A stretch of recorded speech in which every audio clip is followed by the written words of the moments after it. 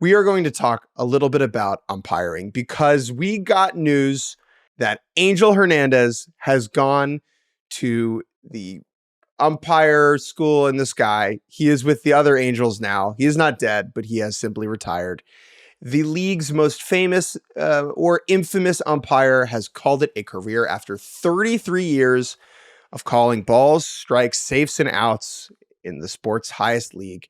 So let me ask you, Bailey, what was when you saw this news, okay, Angel Hernandez, the much maligned poster child of bad officiating, what was your first reaction? I was sad.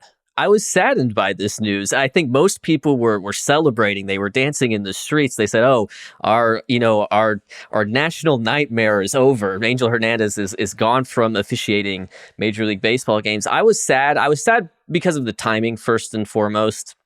Like, I don't want to speculate or anything like that, but it's weird to have to retire in the middle of the season versus if he, was announcing, "Hey, this is my one last ride and I'll be done after, the 2024 season." So that made me sad that that this decision was somewhat involuntary one way or another, or he had other priorities that needed tending to. But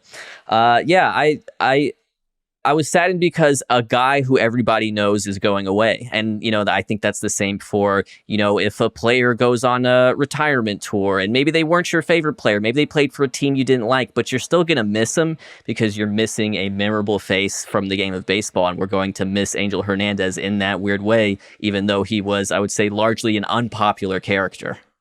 Angel Hernandez was in many ways one of a kind. So he rose to prominence as the bad umpire, I would say, in the last 10 to 15 years. And it really elevated once Joe West retired a couple years ago. Joe West had been the longest tenured umpire. He had been the recipient of so much scrutiny as a mediocre umpire. And what made Hernandez a good punching bag for people, there were a couple things. One, he was bad. He was bad at the job.